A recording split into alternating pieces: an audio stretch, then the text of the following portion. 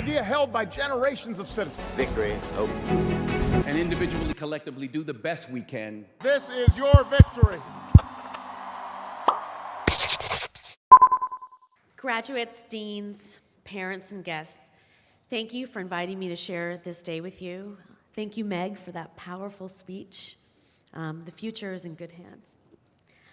I know it's traditional for a commencement speaker to start off with a joke, but anyone who knows me knows that I'm super impatient and a little ADD, so I am just going to cut to the chase. You are graduating at a crazy time in history. I'm talking like top 5 earth-shattering, paradigm-shifting moments in human existence.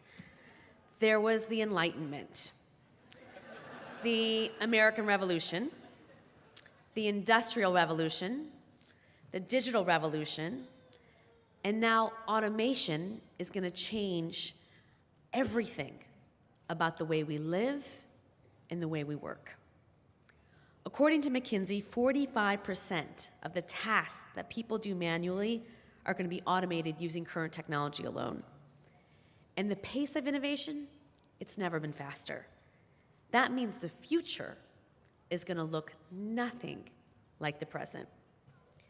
Now, I'm not a historian, but I've been thinking about those other revolutions, the ones I mentioned a second ago, and it turns out they have some things in common. Like they brought sweeping change to the world. They were the product of incredible vision, courage, and creativity. And, oh yeah, they were led by white guys. Now, don't get me wrong. I love white guys. It's true. White guys they're some of my best friends. They are. But let's be real. They have never had a monopoly on good ideas. They've just occupied a platform that the rest of us haven't had access to. And the good news is that platform, it's no longer out of reach. In the last half century alone, women and people of color, we've been climbing. Women now earn the majority of bachelor's, master's, and doctoral degrees. So graduates, give yourself a big pat on the back.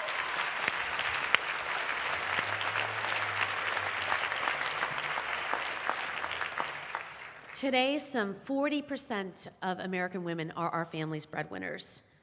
We are so close to equality, and yet we have a problem.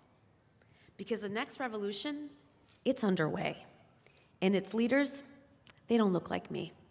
They look like tomorrow's commencement speaker.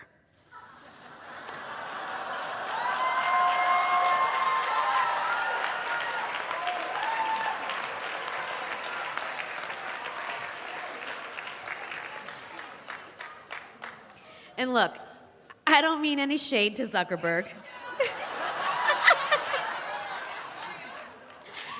He's brilliant, and he's a really good guy, right? But America, it's a big, beautiful, diverse country.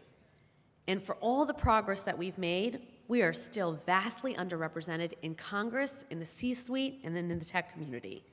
So why? Why aren't there more women in power? There's no question that it's a structural problem. From workplace discrimination to systematic sexism to the lack of paid leave and affordable daycare, women just face extraordinary challenges that men just don't. But there's another challenge that we face, and it's not structural, it's cultural. In our society, we train our boys to be brave, to throw caution to the wind and follow their passions. And we train our girls to be perfect, to please, to play it safe, and to always get straight A's. The result? Girls are kicking butt in the classroom, but they're falling behind in the real world. And that's because in the real world, success is the product of bravery and not perfection. And if we don't start teaching our girls to be brave, they're going to miss their chance to code the future in Silicon Valley, to build the future in the C-suite, and to legislate the future in Congress.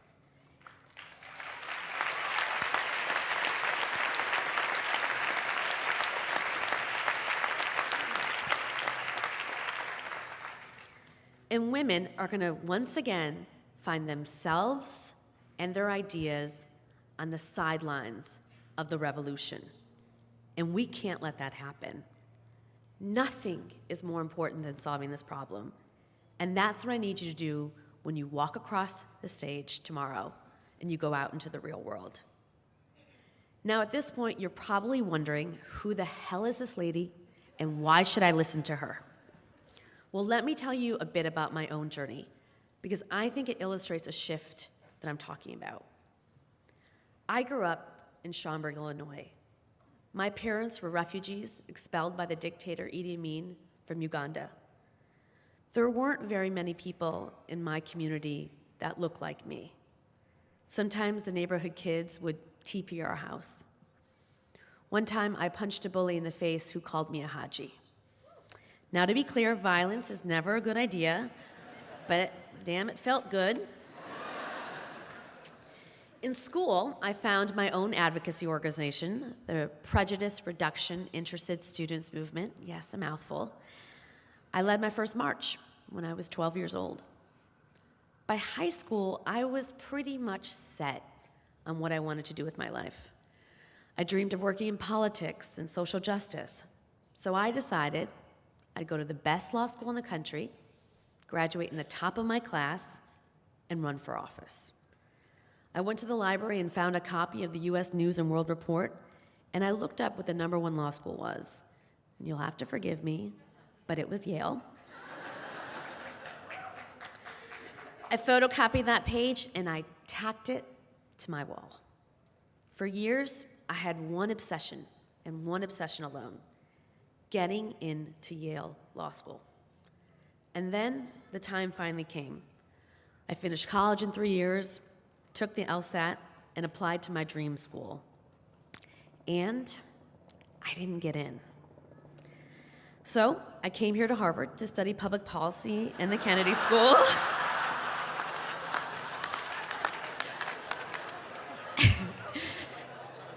And the next year, I applied to Yale again. And I didn't get in. Again. That should have been it, right? I should have just gone out there and changed the world. But I couldn't shake the idea of needing that one perfect credential, a degree from Yale Law. So I got myself a mentor, Leon Higginbotham, the first black jurist to come out of Yale Law, and the former chief judge of the Federal Court of Appeals in Philadelphia. And he promised to write me a recommendation letter. He was like, "Don't worry, Reshma, I got you. You will get in." Boom. I was set. Except, right before the applications were due, Leon had a stroke and died. I was devastated. I loved Leon. But also, I never did get that recommendation letter. Instead, I got a rejection letter, my third one from Yale.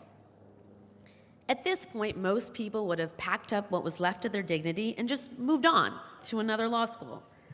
But I was convinced that my whole career, my whole life, was riding on a degree from Yale.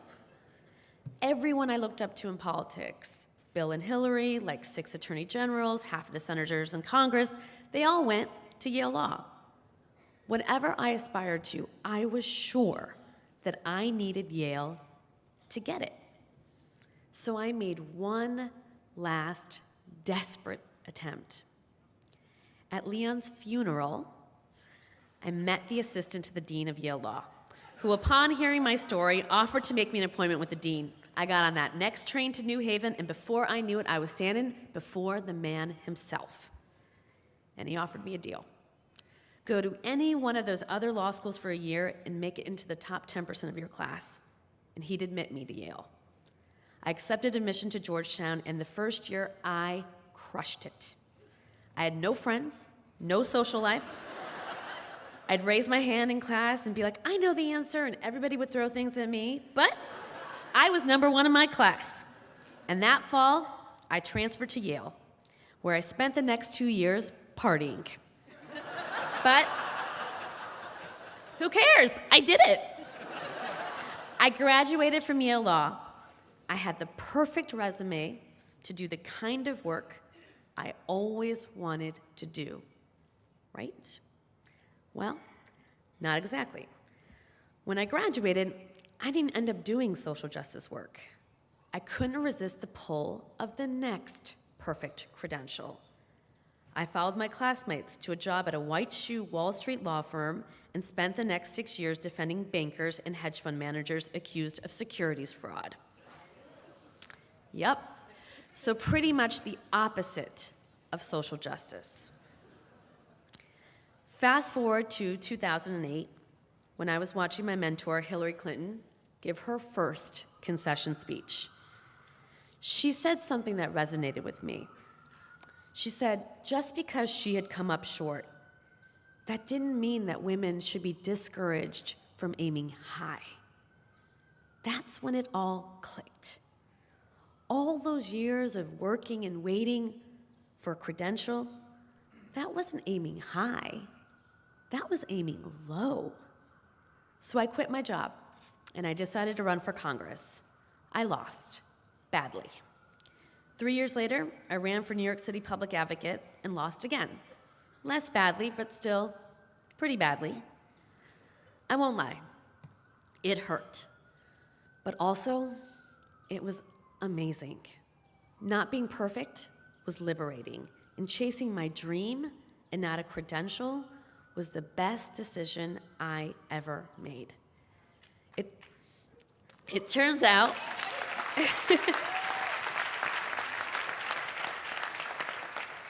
it turns out that when you get a taste for being brave, it's kind of like a rush. It's hard to stop. And that's how I started Girls Who Code. During my first campaign, I visited a lot of New York City public schools, and I would go into their computer labs, and I'd see labs full of boys learning to code. No girls in sight. I was baffled. I mean, I knew that Silicon Valley was a boys' club, but I didn't know that that club started in high school. And that pissed me off. I wanted to do something about it. But this time, I didn't ask anybody for permission. I didn't wait until I had that perfect credential. I didn't even bother to learn how to code. I just went for it. I called up a friend who lent me some office space, and that summer we brought 20 girls together from New York City for 7 weeks, and we taught them to code. 5 years later, we've taught 40,000 girls in all 50 states, effectively quadrupling the talent pipeline. So what's the lesson? My obsession with perfection, with pedigrees and credentials, it was a dead end. Like, it literally led me to a funeral.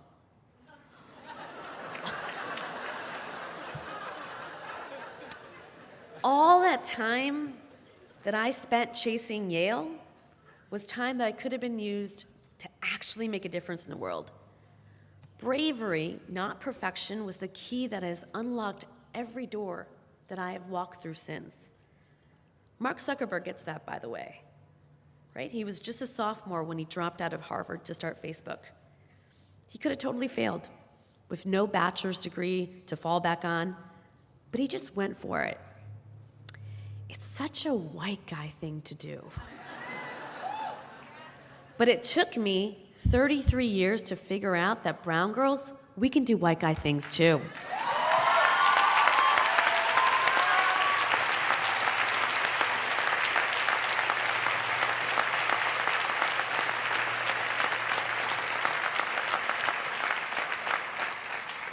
But today's young women, they don't have 33 years to waste. Our world is transforming, and if girls and women don't step up now, they're gonna be left behind. And that's why I'm counting on you. I'm not an expert in education. I only know from what I've seen in my own life and what I've observed at Girls Who Code. But the girls in our program, they're brilliant. They're talented. They are just as capable as the boys. But they're afraid of imperfection, of critical feedback, of trying something that they may not excel at right away. They figure out what they're good at early on and they stick to it. They avoid less intuitive, more competitive subjects like coding and STEM. They're not taught to be brave the way the boys are. So what can we do? We can't topple the structures without addressing the culture. The culture is the problem, and the solution, graduates, it's you. In whatever capacity you pursue a career in the field of education, you or the people you manage or teach will be some of the most influential role models in a young girl's life. So here's my ask. Don't let our girls play it safe. Don't let them limit themselves to the thing they think they're best at or the thing they think they should do. Push them to be brave. Push them to take risks. Reward them for trying. Let's challenge our girls to step outside of their comfort zone and tiptoe out to the very edge of their abilities. Because if you do your part, if we all do our part, then we will unleash the most badass generation of women leaders the world has ever seen.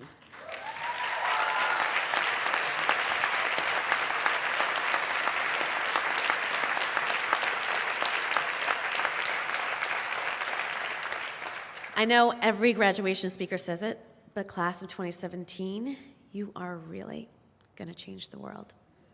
Thank you, and congratulations.